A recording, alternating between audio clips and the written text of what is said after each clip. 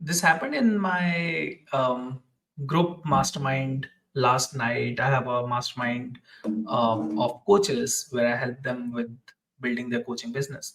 And an interesting topic came up. One of the coaches mentioned that I want to make more money. And when I'll make more money, I will feel more safe. I will feel safer and secure. And through the conversation, there was another coach who mentioned when I started asking around this topic, through the group, another coach who mentioned that I'm not focused on the safety and security right now. I'm just focused on creating this ABC thing, whatever she was focused on.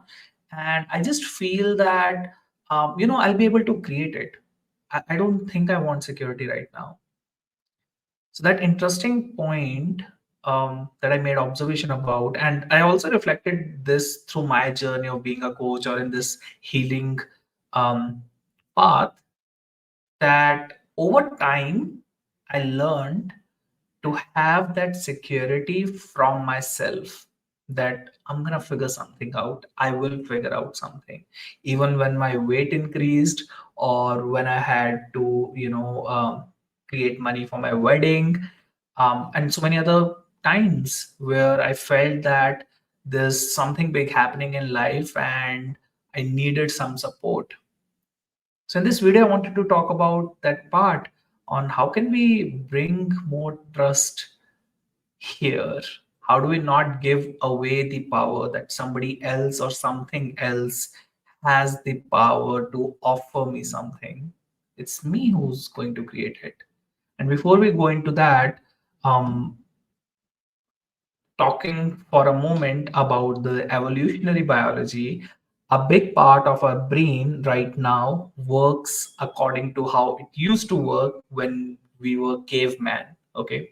What that simply means is a lot of the primary functions of brain, the default settings, is to keep us safe and secure. And even being a risk, that's why risk takers are like a lot of people are not very risk takers, because we want our brain wants us to keep to be safe and secure, right? um, and whenever we don't feel safe and secure, whenever we feel that too many things are happening right now, we go into shutdown, we freeze, we fight or flight, or we indulge ourselves into things that makes us forget where we are. So for some people that means alcohol, so for some people that means food, for some people that is money, career. So that when you focus on these external things, you don't allow yourself, you don't create space for your own presence with this discomfort. Okay. um, so for us to have healthier habits around career, around ambitions, around money, around food, we need to learn how to manage our emotions. We need to learn how to feel safe, secure, self sufficient. We need to learn how to trust our own wisdom so that we don't look it out in the outer sources, so that we don't try to distract ourselves from what's really going on in the life. And through the you can check out my other videos around emotional wellness and healing, but in this particular video I wanted to talk about trusting your own wisdom. And when we are kids, of course we don't have any wisdom at that point. We don't have like the brain functioning or the knowledge, or how to like deal with the world. So everything that we learn is external, from our parents, guardians, mentors, friends, elder siblings.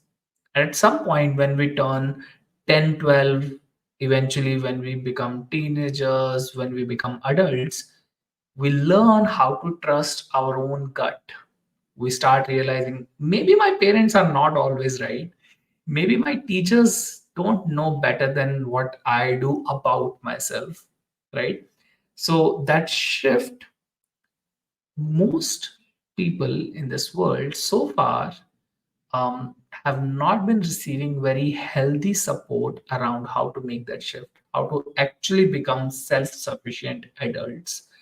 So there's a lot of shame, a lot of confusion, a lot of discouragement around trusting your inner wisdom.